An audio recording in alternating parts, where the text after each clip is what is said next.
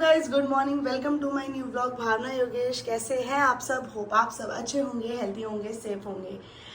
तो दोस्तों, आज है हमारे पहाड़ियों के हिसाब से सावन का पहला सोमवार।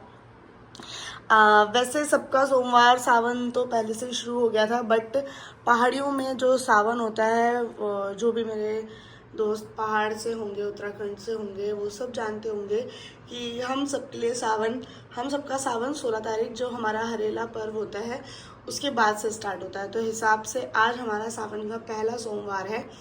तो अभी मैं उठ गई हूँ जल्दी, अभी 5 हे भगवान 5:15 पे उठी थी और अभी टाइम हो गया है यहाँ पर 5:40। इतनी जल्दी पता नहीं कैसे हो गया। चिक्की को नीचे लेके गई थी फ्रेश कराने के लिए, थोड़ा घुमा के लेकर आई। मेरे को लगा कि 5:15 और थे तो मैं बताऊंगी कि 5:20 हो रहा है। मुझे लगा 10 मिनट में मैं आ गई, मगर ज़्यादा ही टाइम लग गया। और कल रात को मैंने हेड वॉश कर लिया था क्योंकि आज मंडे है। तो मेरे को कल कैंप में, मेरे को नहीं पता था ये वाली बात कि मंडे को हेड वॉश नहीं करते हैं। मतलब कैंप में किसी ने बताया था कि मंडे के दिन हेड वॉश नहीं करना चाहिए। पहले तो मैं किसी भी दिन कर लेती थी, मैंने कभी भी ये नहीं सोचा Monday, Tuesday, Wednesday, Thursday, Friday, Saturday कुछ नहीं सोचा। मैं हमेशा कभी भी हेड वॉश कर लेती थी। बट होता है ना, नई जगह होती है, नए जनों से मिलते हैं, कुछ अच्छी बातें बताते हैं, कोई बहुत अच्छी चीज़ें समझाते हैं। तो जो अच्छी चीज़ समझाते हैं उनकी अच्छी चीज़ों से समझना भी चाहिए बात को। तो कल मैंने आते ही फिर जब मैं नीचे से आई तो मैंने रात को हेड वॉश कर लिया था और सही हो गया। तो अभी उठ गई हूँ मैं और चिक्की को फ्रेश करा के भी ले आई हूँ। और बस चिक्की, ए चिक्की, चिक्कू, चिक्कू, चिक्की, गुड मॉर्निंग बोलो सबको। Good morning, good morning. Stay Chikki, stay. Good morning करो, हेलो कर दो पहले। Oh cutie pie. तो गाइस कल ना एक मैं बहुत सुंदर चीज़ दिखाती हूँ आपको। कल मेरे हस्बैंड ने, मतलब ये छोटी छोटी चीज़ें, एक मिनट पहले बाल बांध लो, मेरे ऊपर से तो अजीब से हो रहे हैं बाल मेरे। मुझे ऐसा लगता है ना कि कुछ छोटी छोटी चीज़ें जो होती है ना, वो हस्बैंड्स की जो वाइफ होती है, मतलब पत्नी होती है, उनको बहुत खुश कर देती हैं। जैसे कि पता नहीं कल रात को क्या हुआ, हम सोने जा रहे थे, 11:15 हो गया था। सुबह सुबह 5 बजे मेरे हस्बैंड को पीटी जाना होता है, वो चले भी गए, पता भी नहीं चलता कि वो कब तक चले जाते हैं पीटी। तो और आते हैं वो 7 साढ़े 7 बजे तक। फिर मैं उठती हूँ 7 साढ़े 7 तक, फिर मैं नाश्ता वाश्ता बनाती हूँ, फ्रेश व्रेश हो गया, फिर उसके बाद सफाई करती हूँ। बट आज मैंने सोच लिया था कि मैं जल्दी उठ जाऊँगी, पहले ही झाड़ू पोछा लगा दूँगी, नहा लूँगी, मंदिर में, अपने घर वाले मंदिर में पूजा कर लूँगी। उसके बाद मेरे हस्बैंड आएंगे, वो जब तक नहाएंगे तब तक मैं उनका नाश्ता बना दूंगी और फिर हम दोनों साथ में मंदिर चले जाएंगे। क्योंकि पिछले बार क्या हुआ था, जब मतलब क्या बोलते हैं, सावन का, वैसे सावन शुरू हुआ था ऑल ओवर इंडिया वाला, तब हम दोनों गए थे मंदिर। बट क्या होता, जल्दी जल्दी पूजा नहीं हो पाई थी। मतलब मन में ना मेरे रह गया था कि ढंग से पूजा नहीं कर पाए मेरे हस्बैंड, फटाफट करके जाना पड़ा। तो जब तक सुकून से पूजा ना करो, बैठ के भगवान से हाथ ना जोड़ो, बातें ना करो, तब तक ऐसा लगता है कि ढंग से पूजा हो ही नहीं पाई है। तो इसलिए मैंने सोचा था आज मैं जल्दी उठ जाऊंगी, काम वाम कर लूँगी और फिर उनको लेके फटाफट से मंदिर चले जाऊँगी। फिर आने के बाद वो नाश्ता भी कर लेंगे और फिर उसके बाद आराम से ड्यूटी भी चले जाएंगे। और तो इसलिए मैं उठ गई। तो अभी करती हूँ फटाफट से सारे काम। रात को 12 बजने वाला था, मेरे हस्बैंड सोना ही होता है उनको, क्योंकि भाई अभी सुबह पीटी का टाइम हो जाता है जाने का। तो कल मेरे हस्बैंड ने बोला आओ तो मैं मेहंदी लगा दूँ। मतलब सब मैंने ये बोला था उनको कि अभी जब हम घर जाएंगे छुट्टी तो मैं ना मेहंदी लगवाऊंगी। और वैसे मैं कभी आईब्रो वगैरह नहीं बनवाती हूँ, कभी थ्रेडिंग वगैरह कभी भी नहीं कराती। तो मैंने बोला इस बार जब घर जाऊँगी ना तो मैं सब चीज़ कराऊँगी। क्योंकि पहले क्या होता था, ससुराल में रहना होता था, कहीं जाना होता नहीं था, हस्बैंड यहाँ पर रहते थे, तो कुछ भी मैं पहले भी नहीं कराती थी, थ्रेडिंग वगैरह, क्लीनअप, फेशियल, कुछ भी नहीं। बाय चांस मुश्किल से कभी कोई शादी है रोज़ी की तब करा लिया। रोज़ी की शादी पे कराया था मैंने फेशियल। कहाँ कराया था, रोज़ी की शादी पे भी नहीं कराया था यार। रोज़ी की शादी पे फेशियल सोचा एंड में काम इतने हो गए थे कि मैं फेशियल तक नहीं करा पाई थी रोज़ी की शादी में। हाँ पता नहीं कब, हाँ एक बार मैं अपने हस्बैंड के साथ पास जा रही थी इंदौर, जब बीच में गई थी तब कराया था मैंने, उसके बाद नहीं करवाया। इस बार जब मैं यहाँ आ रही थी पंजाब तब मैंने बात भी कर रखी थी कराऊंगी, फिर रह गया। मतलब काम ऐसे होते हैं इतने। तो इस बार मैंने अपने हस्बैंड को बोला था मैं सब कुछ कराऊंगी, क्योंकि ससुराल जा रही हूँ तो ऐसा लग रहा है दिल में, जैसे पहली बार ऐसा हो रहा है कि मैं कहीं छुट्टी जा रही हूँ, मतलब यहाँ से छुट्टी जाएंगे तो ऐसा लग रहा है कि कहीं अपने घर जा रही हूँ, मायके जा रही हूँ, तो बहुत अच्छे से तैयार होके जाना है। तो मतलब मैं मेहंदी भी लगवाऊंगी और आईब्रो वगैरह बनवाऊंगी, फेशियल भी, तुम सब करा लेना बाबू। तो कल इन्होंने क्या बोला, लाओ तुम्हें मेहंदी लगाता हूँ। मैंने कहा मेहंदी तुम? मैंने कहा तुम्हें तो लगानी है। अल्लाह मैं लगाऊंगा। तो मुझे इतनी खुशी हुई, मतलब हस्बैंड खुद सामने से बोल रहे हैं, और वरना कहाँ कोई इतना टाइम निकालने के लिए वो करता है कि चलो यार ड्यूटी है, सो जाओ, ये कर लो वो कर लो। मैंने कहा तुम सो जाओ, तुम्हारी ड्यूटी है, कोई बात नहीं, गोल गोल लगा लूंगी मैं खुद ही। तो ना नहीं नहीं, वैसे तो मैं तुम्हारे बाहर लगवाऊंगा, मगर अभी जब तक हम नहीं जा रहे तब तक मैं तुम्हारे लगा दूँ। तो कल इन्होंने मेरे इतनी सुंदर मेरे लिए तो बहुत ही सुंदर है ये मेहंदी मतलब इस मेहंदी में इतना प्यार वो कर रखा है इन्होंने, ये ऐसे बॉक्स बॉक्स बॉक्स वाले डिज़ाइन, साइड में डॉट डॉट डॉट वाले, और फिर ये देखो योगेश कितने प्यार से लिखा है भाइयों जी, ऐसे दिल भी बनाया है साथ में, ऊपर भरा भी है, ये गोल डुर डुर डुर उंगली पे ऐसा डिज़ाइन बनाया है, और ये देखो ऊपर एक पेड़ बना है ये इतना क्यूट लग रहा था, इतना क्यूट लग रहा था यार, मैं इतनी खुश हो रही थी इसको लगाते हुए। तो मैंने बोला कि क्या है वो, तो कह रही ये पेड़ है ये पेड़ है बाबू, ये मेरा नाम है। मतलब इतनी खुशी हुई ना, मेरी लाइफ की बेस्ट बेस्ट मेहंदी है ये, जो मेरे पति ने पहली बार मेरे हाथ में लगाई है। कभी भी आज तक मैंने ना उनसे मेहंदी लगवाई, ना कभी ऐसा कुछ हुआ लगवाने का। तो बहुत ज़्यादा खुशी हो रही थी। भोले बाबा के दिन मेरे पति ने मेरे मेहंदी लगाई है हाथ में। और गाइज आज का दिन मेरे लिए बहुत ज़्यादा खास है, बहुत बहुत ज़्यादा खास है। मतलब क्या बताऊँ, मतलब सब लाइफ की जो इतनी बड़ी प्रॉब्लम थी ना मेरी लाइफ की, सबसे बड़ी प्रॉब्लम जो मैं मतलब इस दिल में इतना बड़ा भार लेके बैठी थी, जो अभी तक मेरे को अपने YouTube पे 100 के होने की खुशी नहीं हुई थी, वो आज मुझे खुशी हो रही है। मैंने आपको बता रखा था ना कि मेरे YouTube पे स्ट्राइक्स आ रखी थी, एक वार्निंग स्ट्राइक्स आ रखी थी, 2 स्ट्राइक्स आ रखी थी, तीसरी स्ट्राइक अगर आती तो मेरा चैनल उड़ जाता। और मैं बहुत ज़्यादा इसलिए परेशान थी कि गलती हो गई थी मुझसे यूट्यूब पे, जिसकी वजह से मैं बहुत ज़्यादा परेशान हो रखी थी कि तीसरी स्ट्राइक ना आ जाए, तीसरी स्ट्राइक आती तो मेरी ये 5 साल की मेहनत, जो मैंने मेहनत करी है ना, किसी ने जो नहीं देखी, वो सिर्फ मैंने देखी है, वो ख़त्म हो जाती। और मेरे को सच बता रही हूँ, बिल्कुल भी दिल से बता रही हूँ, मेरे को पैसों का बिल्कुल भी दुख नहीं था। पैसे मैं दूसरा चैनल बना चुकी थी, वो भी मोनेटाइज हो गया था, आराम से मैं कमा सकती थी। मगर मुझे जो सबसे ज़्यादा दुख था ना, इस चैनल को बनाने में मैंने बहुत बहुत मेहनत करी है, बहुत मेहनत। जहाँ मैं रहती हूँ गाँव में, मैं वैसे तो दिल्ली, मेरा मायका दिल्ली है, मेरी शादी हुई हल्द्वानी उत्तराखंड में, एक बहुत अच्छी सिटी है, बट जहाँ मेरा ससुराल है वो गांव पड़ जाता है, थोड़ा ऊंचा, मतलब ऊंचा भी क्या ही बोलूँ, हल्द्वानी सिटी से थोड़ा सा अंदर को जाके पड़ता है, और ऊपर गांव जैसा गांव एरिया पड़ जाता है। तो वहाँ बिल्कुल भी नेटवर्क की सुविधा नहीं है, एक नेटवर्क भी नहीं आता था, एक नेटवर्क भी नहीं, मतलब एक डंडा भी नहीं नेटवर्क का। और हम लोग कैसे बात करते थे, सबको हैरानी होती थी। तो वहाँ पर कोई सिम नहीं चलती थी, सिर्फ एक BSNL की सिम चलती थी, वो भी सिर्फ कॉलिंग के लिए। BSNL का नेट नहीं चलता था, क्योंकि BSNL उस क्या नाम है 2G था, और 2G नेट क्या ही चलेगा अब के ज़माने में, 5G ज़माने में तो वहाँ नेट चलता ही नहीं था। तो सब लोग बस कॉलिंग के लिए ही BSNL की सिम यूज़ करते थे, और अगर किसी को नेट वगैरह यूज़ करना होता तो वो अपनी छत पे चलाता था, या किसी घर में बाय चांस एक डंडा नेटवर्क आ जाता था। जैसे हमारे घर में रोज़ी के नेटवर्क आते थे, क्योंकि वो बचपन से वहाँ रही है, तो सब उसी के उससे घर, जैसे कमल और मेरे हस्बैंड की वीडियो कॉल आती थी तो उन्हीं के फ़ोन से बात करते थे। वो भी एक जगह पे बेड है, जहाँ पर मंदिर वाला, सॉरी TV वाला कमरा हमारा, वहाँ पर बेड पे एक जगह रख के नेटवर्क आते थे।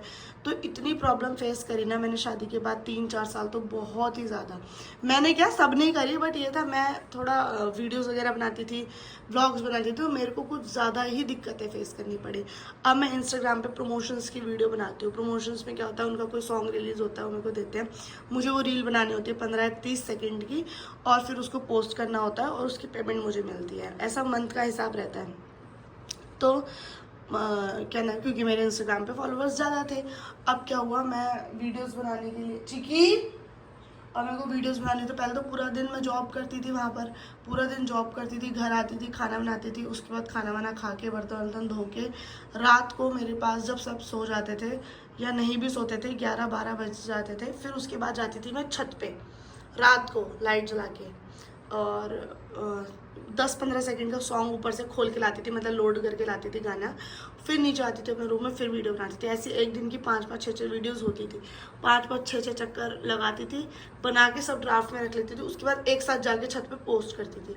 तो मैंने इतनी दिक्कतें झेली ना, इतनी दिक्कतें। अब कभी ऐसा भी होता था बारिश आ रही होती थी, कभी ऐसा होता था तूफान आ रहा होता था, कभी ऐसा होता था दिन में तगड़ी धूप हो रही होती थी। जब संडे होता था तो मैं दिन में बना लेती थी, धूप हो रही होती तो छत पे मुझे नंगे पे, मतलब भाग भाग के सब चीज़ करनी पड़ती थी। बहुत ज़्यादा मैंने वहाँ पर प्रॉब्लम्स फेस करी, उस वक्त। उसके बाद भगवान की कृपा से, अनंत अंबानी जी की कृपा से जियो एयर फाइबर वो हुआ, मतलब जियो एयर फाइबर आया। उसके बाद फिर वो हमने लगाया और वो हमारे गांव में बहुत जनों ने, ज़्यादातर ने लगवा ही लिया।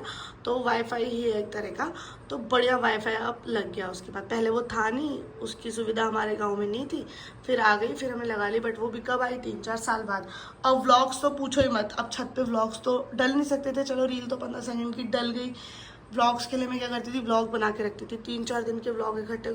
मैं तभी आगे ग्रो नहीं कर पाई जल्दी। सब पूछते हैं कि दी यार आप तो इतने अच्छे व्लॉग बनाते हो, बट आपके सब्सक्राइबर मतलब क्यों नहीं ज़्यादा जल्दी बढ़े। क्योंकि क्या होता है ना, यूट्यूब पे हमें व्लॉग्स डेली डालने चाहिए, डेली कुछ ना कुछ डालना चाहिए। बट मैंने हमेशा क्या करा, 3-4-5 दिन व्लॉग्स बनाया। उसके बाद क्या करती थी मैं, कभी जब तक मैंने जॉब करी तब तो मैंने वहीं पे डाल दिया, ऑफिस जाती थी तब डाल दिया।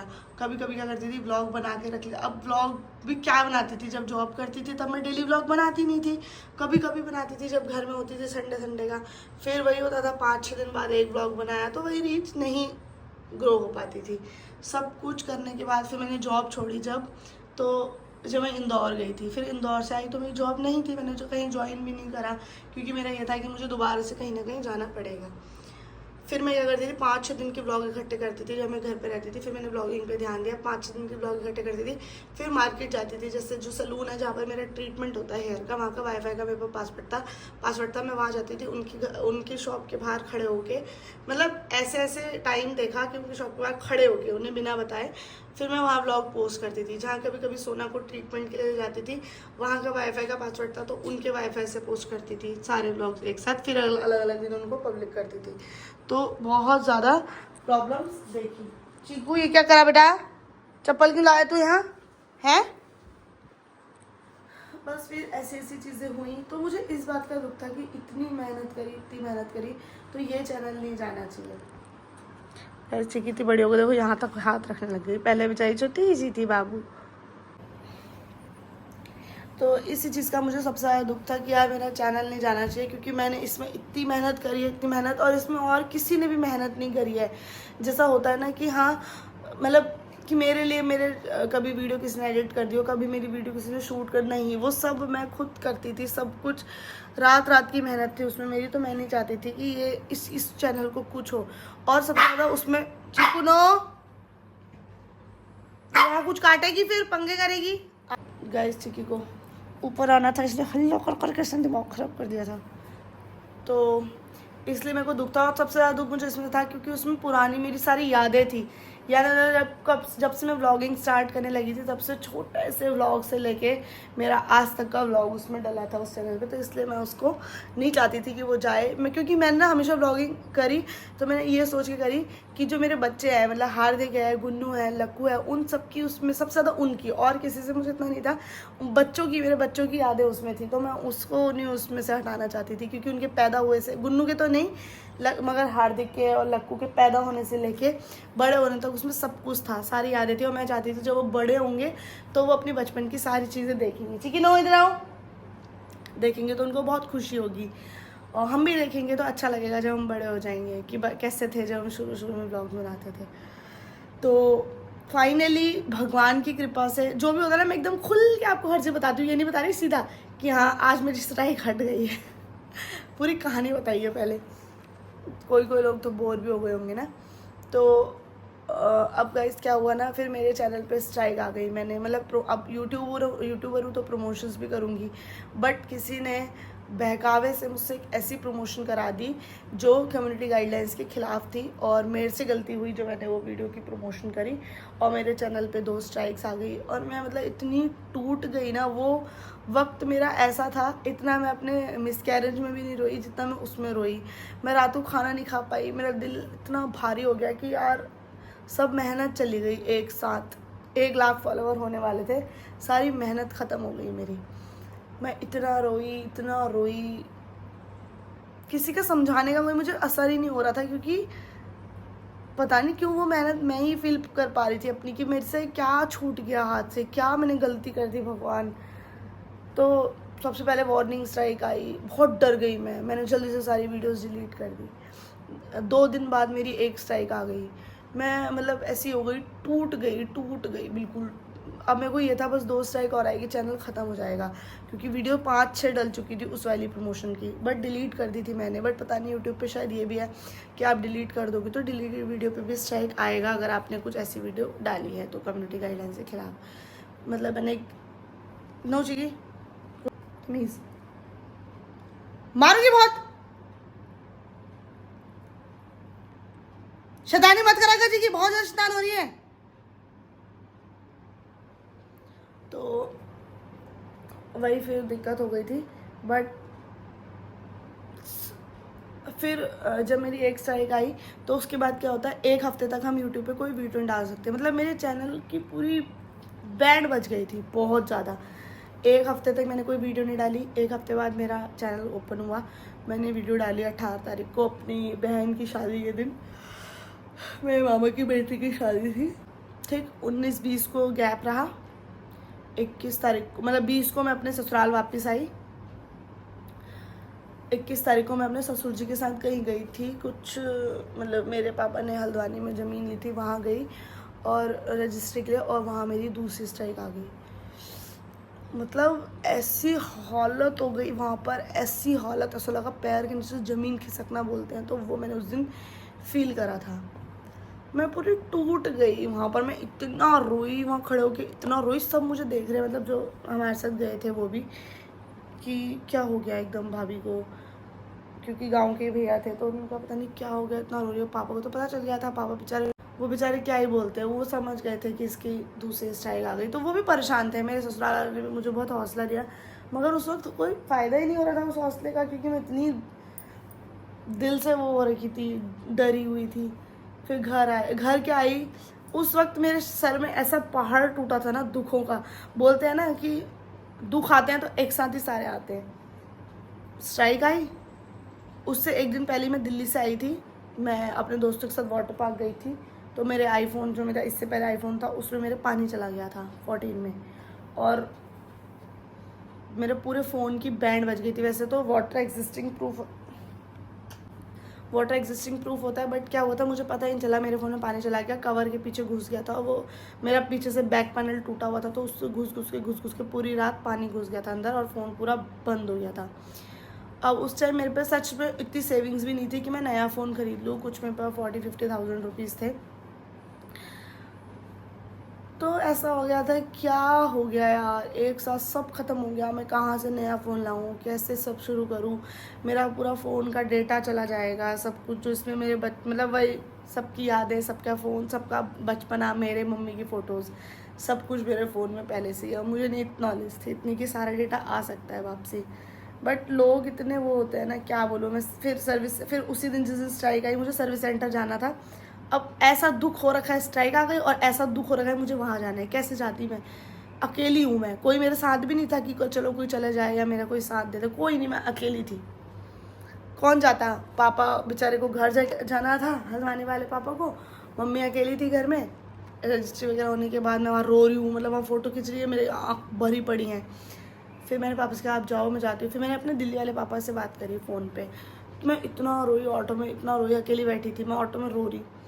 तो मेरे पापा ने मुझे इतना समझाया, मन्नू बेटा तू क्यों परेशान हो रही है, सब हो जाएगा, कोई तू परेशान मत हो, कितनी चीज़ें होती है, तू तो इतनी मेहनती है, तू दोबारा से सब बना लेगी। तूने अब तुझे जब तू व्लॉग बनाने लगी तेरा मन थोड़ी था बनाने का, तूने योगेश के बोलने पे, मतलब मेरे हस्बैंड के बोलने पे और अपने भाई गौरव के बोलने पे तो बनाया, तो तू कर लिया ना तब भी तूने, तो अभी भी कर लेगी, मत रो, कुछ भी नहीं होगा, तू देख लियो सब सही होगा, मैं तेरे को बोल रहा हूँ सब सही होगा।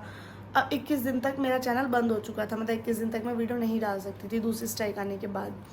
तो अब बस ये था कि यार अब तो जब पहली वार्निंग आ गई, पहली आ गई और डिलीट, सारी वीडियो डिलीट करने के बाद दूसरी भी आ गई डिलीटेड वीडियो पे भी, तो अब तीसरी क्यों नहीं आएगी, आएगी। और बस उसी दुख में मैं बैठी रो रही। पापा ने मुझे बहुत समझाया, फिर मैंने एक हिम्मत लाई कि यार अब तो आ गई ना, क्या करूँ, कुछ तो हो नहीं सकता, बहुत हिम्मत आई, समझी। फिर मैं गई सर्विस सेंटर, तो उन्होंने बोला हो जाएगा ठीक फ़ोन बाहर रिसेप्शन। मैंने ठीक है आप करा दो इसको ना, 21,000 देखते 23,000 कुछ ऐसे रुपये लगेंगे। मैंने कहा ठीक है कोई बात नहीं, अक्ल भी नहीं आ रही थी उस वक्त कि मैं क्यों करा रही हूँ 23,000 रुपये में, थोड़े पैसे मिला के नए ही ले लेती हूँ। भाई वहाँ 1 घंटा बैठी रही, वो अंदर गए, बाहर आके बोला इसमें पानी चला गया पूरा। मैंने कहा हाँ मैंने बताया था आपको पहले। तो कह रहे नहीं होगा ठीक। फिर दिमाग ख़राब कि यार क्यों, मैं फिर वहाँ रोने लग गई, पता नहीं क्या हो रहा था मेरे को, रोना आया जरा। तो वो मेरे लिए पानी लेकर आया, मैंने कहा मुझे नहीं पीना पानी, प्लीज़ मेरा फ़ोन ठीक कर दो। बोला मैम ही नहीं हो पाएगा, आपके इस बैक पैनल से इतना पानी चला गया, ये है वो है। मैंने कहा ठीक है। मैं नीचे गई जहाँ पर उनका स्टोर है आईफोन का, तो उनसे मैंने बोला, तो उन्होंने पता क्या बोला, आप एक काम करो ये फ़ोन सेल कर दो, एक्सचेंज कर लो, यहाँ से नया फ़ोन खरीद लो। मैंने कहा ये कितने में वापस जाएगा, बोले 5,000 में। 1 लाख का फ़ोन लिया था उस वक्त, वो 95,000 का खरीदा, 85,000 का था जब वो नया आया था, और 10,000 का उसका प्रोटेक्शन कराया था, 1,200 रुपये का चार्जर, 1 लाख लगा लो पूरा, और वो कह रहे 5,000 में भेज दो। दिमाग ऐसा हो रहा कि मतलब भाई वो 5,000 में ख़रीदने को तैयार है तो इसका मतलब फ़ोन ठीक है ना।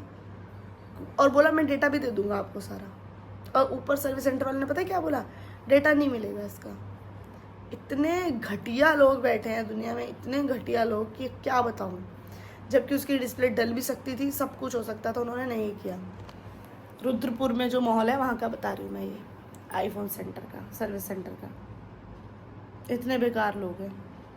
फिर मैं आई वहाँ से, मैंने नहीं सेल करा, मैं आई, मैंने अपने यहाँ पता करा मार्केट में, तो वही ना दिमाग ख़राब था। अगले दिन मैं गई मार्केट, तो उन्होंने बोला लगा लो, लोकल डिस्प्ले लगवा लो, क्योंकि अब शॉप वाले तो लोकल ही लगाते हैं भाई, कोई ओरिजिनल नहीं लगाता, मतलब लगाते भी होंगे बट उन्होंने बोला, बट मेरे को नहीं है भरोसा, क्योंकि सर्विस सेंटर पे ही होता है कि ओरिजिनल लग जाती है। अब शॉप्स पे गई तो शॉप वालों ने बोला कि क्या बोलते हैं लोकल डिस्प्ले लगा लो, और ये वो। मैंने कहा आप कितने में वापस लोगे उसको, तो एक ने बोला 10,000 में, नहीं 8,000 में। तो मेरे दिमाग में क्या चल रहा, चल वहाँ से तो ज़्यादा फ़ायदा मिल रहा है ना, 5 से ज़्यादा तो 8 में बिच रहा है ना। और उसने बोला मैं डेटा भी दे दूँगा सारा, तो दिल में क्या आ रहा, चलो डेटा भी आ जाएगा और वो भी आ जाएगा। तो अब मैंने सोचा कोई अच्छा ही फ़ोन लेती हूँ। 14 के बाद 16 प्रो, फिर मैंने 16 प्रो लिया। मेरे हस्बैंड ने ज़िद करी, वैसे तो मेरे को 14 ही लेना था, 15, तो मेरे हस्बैंड ने बोला 16 प्रो ले लो। अब पैसे मेरे पे उतने ही थे, 45-50,000 कुछ। तो मेरे पापा को मैंने फ़ोन किया, दिल्ली वाले पापा को, क्योंकि हस्बैंड के पास भी उस टाइम नहीं था, मंथ बिल्कुल एंड था। मेरे हस्बैंड ने बोला मैं तुम्हें दे रहा हूँ, मगर यही था वो किसी से लेके देते, उधार में नहीं चाहती थी। तो मेरे पापा ने बोला तू ले, तू टेंशन क्यों ले रही, तू पूरे 1 लाख रुपए मैं भेज रहा हूँ, तू ले। 1,05,000 करीबन का पड़ा था मुझे ये उस वक्त। तो फिर वही 50,000 उस वक्त मैंने फिर ये ख़रीदा अपना फ़ोन। पापा से 50,000 लिए, बाकी मैंने अपने करे और ले लिया। फिर मैं यहाँ आ गई थोड़े दिन बाद ही, और 21 दिन तक तो चैनल बंद ही था कि वीडियोस डाल ही नहीं सकती थी। फिर नेक्स्ट मंथ जब सैलरी वगैरह आई तो मेरे हस्बैंड ने पूरे 50,000 मेरे पापा को भेज दिया। बहुत खुशी हुई दिल में कि यार मेरे हस्बैंड ने लोड नहीं लेने दिया, मतलब लोड नहीं लेने दिया कि मुझे भी टेंशन नहीं लेने दी और मेरे पापा को भी नहीं। बट पहली बार ऐसा हुआ है कि मैंने अपने हस्बैंड से इतनी बड़ी पेमेंट ली हो अपने लिए, वरना मैं हमेशा अपना खुद इतना बड़ा जो भी होता है खुद करती हूँ। हमेशा मैं इतनी सेविंग्स करती हूँ कि मैं अपने लिए गोल्ड भी बनवा लेती हूँ, अपने हस्बैंड के लिए भी बर्थडे पे मैंने रिंग्स बनवा रखी है। बुलेट बाइक जो है वो भी मैंने अपनी सेविंग्स से, अपने हस्बैंड का सपना एक था वो पूरा करना था, वो भी करा है। फ़ोन भी खुद खरीदे, उनका भी हमेशा अपना भी उनका मतलब गिफ्ट दिया है ऐसा, वरना वो कभी नहीं करने देते। तो उनके मन में ये था कि बाबू तुमने तो हमेशा मेरे लिए किया, मैं तो कभी तुम्हारे लिए कुछ कर ही नहीं पाता। तो उन्होंने पापा को मेरे पेमेंट कर दी और मेरी टेंशन ख़त्म हो गई। मगर दिल में मेरे ये था मैं कभी ना कभी तो इनके पैसे वापस दूंगी जब मेरा चैनल वगैरह ठीक हो जाएगा। बट मैं फिर भी रोती रहती थी, इसको देखो, रोती रहती थी, परेशान नहीं, इतना पिटेगी ना, गुल्ली मेरी गुलगुली गुलगुली गुलगुली। मैं इतना परेशान रहती थी कि यार अभी तो 21 दिन बाद तीसरी स्ट्राइक आएगी, ख़त्म ही हो जाएगा, ये है वो है। मेरे मालिक है ना जो मेरे बजरंग बली, मैंने रोज़ हनुमान चालीसा पढ़ती, वहाँ तो नहीं पढ़ पाती, वहाँ मैं ट्यूसडे सैटरडे पूजा करती थी, बट यहाँ पर मैंने रोज़ शिवलिंग पे जल चढ़ाना शुरू करा। अपने बजरंग बली से, अपने शिव जी से, सबसे मांगा कि बाबा प्लीज़ ठीक कर देना सब कुछ, ना आए मेरी तीसरी स्ट्राइक, प्लीज़ बचा लेना। उम्मीद नहीं थी मेरे को दिल में, मगर विश्वास था कि वो ठीक कर देंगे सब कुछ। तो मैं वहाँ गई, क्या बोलते हैं, मंदिर, यहाँ पर रोज़ जाने लगी, बस हाथ जोड़ के यही मांगती थी, भगवान प्लीज़ सब ठीक कर देना। तो आने से पहले मैं सूर्य देवी भी गई थी, आपने देखा था, सूर्य देवी मैया के दर्शन करने गई थी। वहाँ भी मैं बोल के आई थी, मैया अगर सब ठीक हो गया मेरा चैनल, तो मैं अपने हस्बैंड के साथ आऊँगी आपके दर्शन करने के लिए जब भी हम छुट्टी आएंगे। तो चमत्कार ही है वो चीज़, भगवान पे अपना मन है, विश्वास है, जिसकी उम्मीद नहीं थी। क्योंकि भाई जब वार्निंग आ गई, पहले आ गई, दूसरी आ गई, तो तीसरी भी आनी थी, ऑब्वियस ही बात थी। 21 दिन हो गए मेरा चैनल खुला, अब बस दिल में धक धक धक धक धक धक थी। इतनी प्रमोशंस आई करने के लिए, बट मैंने सबको यही बोला था कि मेरी अभी स्ट्राइक आ रखी है और वो स्ट्राइक 21 तारीख को हटेगी, मैं उसके बाद प्रमोशंस करूँगी।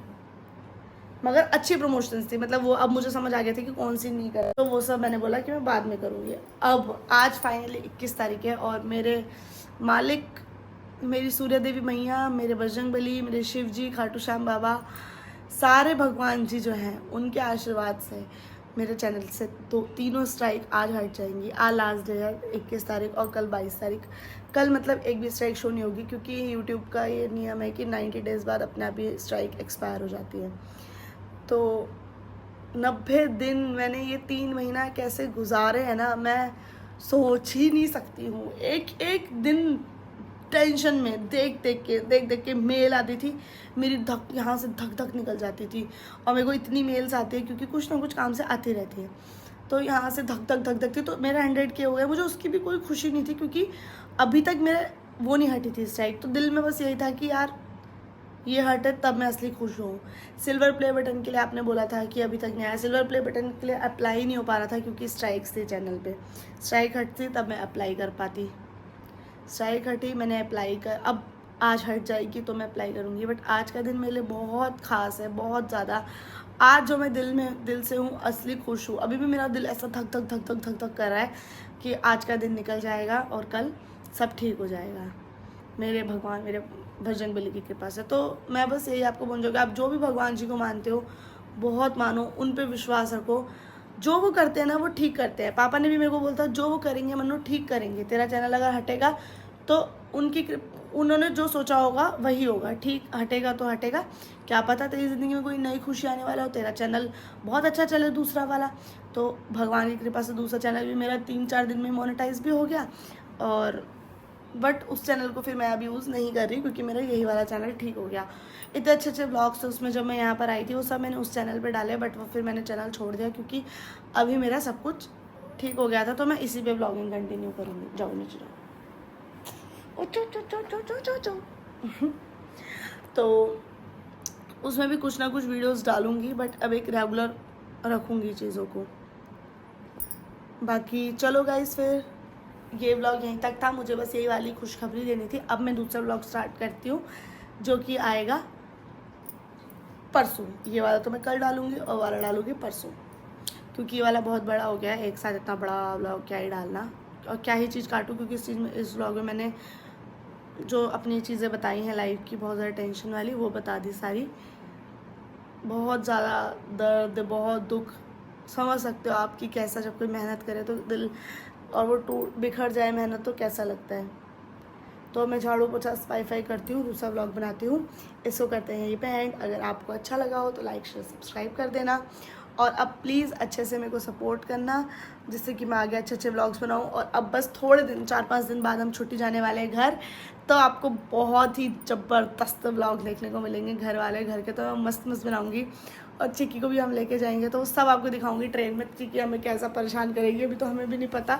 तो सब पूरे व्लॉग्स उस दिन मैं डेली के डेली डाला करूँगी और घर वालों से भी मिलवाऊँगी। राखी पे हम खूब मस्ती करने वाले हैं। और अभी हमने एक ट्रिप भी प्लान करी है फैमिली के साथ, फर्स्ट ट्रिप जो हम फैमिली के साथ जा रहे हैं, तो वो सब भी देखने को मिलेगी। बड़े मतलब मज़े आने वाले हैं। और अब आने वाले सालों में तो आपको बहुत ही ज़्यादा मज़े आने वाले हैं, क्योंकि बहुत सारी गुड न्यूज़ भी आपको देनी है। मतलब ऐशी ऐश होएगी अब तो चलो फिर, बस भगवान अब आगे सब अच्छा करें, मेरा भी, सबका भी, सबके परिवार वालों का भी। और कोई गरीब ना रहे, सबके सर पे छत हो भगवान की कृपा से, और कोई भूखा ना रहे। और छत तो सबके सर पे होनी चाहिए।